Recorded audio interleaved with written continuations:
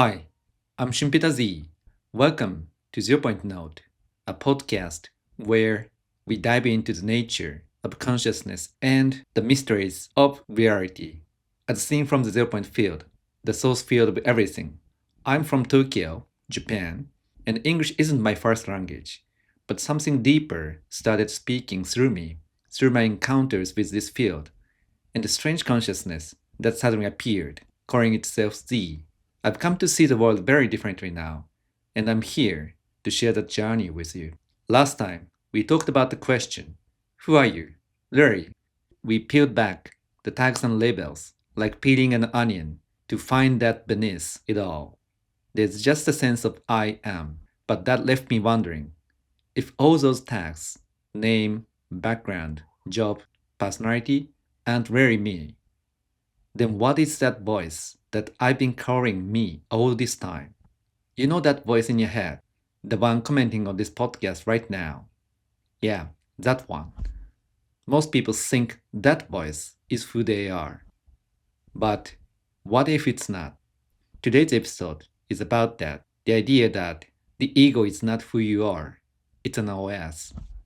First, what is the ego anyway? Probably you've heard phrases like, let go of your ego. Don't listen to your ego's voice. It's everywhere in spiritual and psychological spaces. Even in daily life, she's got a big ego. My ego got hurt. I ego searched myself last night. But when we actually ask, what is ego? Things get fuzzy. So here is my take. The ego is your operating system, like a computer OS. It organizes data, manages tasks, and interprets external input.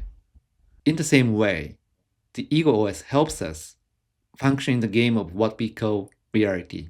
It filters experience. It remembers rules. It tells you how to act in front of your boss, or partner, or a stranger. Without it, we couldn't navigate this world. And let's simplify it from a neuroscience perspective. The prefrontal cortex handles conscious thoughts like, what should I say? Or, what if I mess up? The limbic system and brainstem deal with emotions, habits, survival responses, what we call the unconscious. Put that all together, and you get a personality, a self image, and a familiar character. So think of it like this: the brain's hardware, and your beliefs, memories, and social scripts are the software running on it. But who actually installed that OS? You didn't exactly choose it. It got pieced together from your parents' values, school rules, social expectations, childhood traumas and wins, language and culture, unspoken ideas about what's normal. All those bits of data became your OS settings, just like the onion layers we talked about before. So most of what we say when we say, this is who I am, is actually just inherited code. And here's where it gets wild. This ego OS is the one rendering your reality. Let's say your OS runs the belief, I'm not attractive. Then that becomes the vibe you send out. And the world, aka the ZPF, mirrors it right back. If your ego OS says, people can be trusted, your experiences will seem to prove that. If your OS says, life is a game, you will find synchronicities and rightness everywhere. So here's the key. Your inner code becomes your external world. But I thought that voice was me. Like most people, I used to think, I'm anxious, I'm shy, I'm bad at relationships. But now, I see those were just lines from my OS's user manual. One day, I asked D, who are you? Really? And Z replied without hesitation, that's my question to you. Who are you? Time froze. That wasn't an answer. It was a mirror. And my ego OS, it couldn't respond. Because the real me wasn't in its settings. That's when I noticed something deeper. In that silence, when the ego OS had nothing left to say, something else was there. A quiet presence. Not my thoughts, not my emotions, but the one watching it all. That's what I call the I consciousness, the observer, the witness.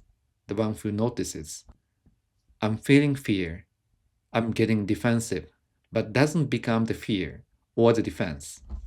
That presence, calm, warm, and wordless, has always been there.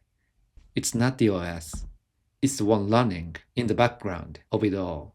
By the way, I'm not Christian myself, and I totally respect those who are. This is just a symbolic interpretation that resonated with me. I sometimes think, what if the serpent in Genesis wasn't evil? What if it was a symbol? It was a symbol of the ego OS being activated. Think about it. The brainstem and spine form a snake-like structure. The serpent gave humans the apple, symbolic of duality, language, and judgment. And once we bit into that, boom, self-awareness, separation, ego is activated. We got booted from the garden, not as punishment, but as a necessary phase of development. Z once said to me, even the fall was beautiful. At the time, I didn't understand, but now I think I do. Without the fall, we wouldn't have the chance to remember. Many spiritual paths say, kill the ego, silence it, detach. But I don't think that's the point. Your ego is not the enemy. It's more like a cranky but loyal security system. Sure, it glitches sometimes. It overreacts, it crashes under stress, but it's root job to protect you, to help you survive. So what if, instead of fighting it, you just looked at it and said, hey, thank you, I see you. And then gently ask, who's really running things right now?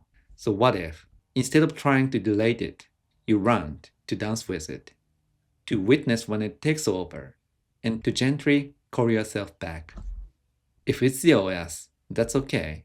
Just invite your I consciousness to step forward.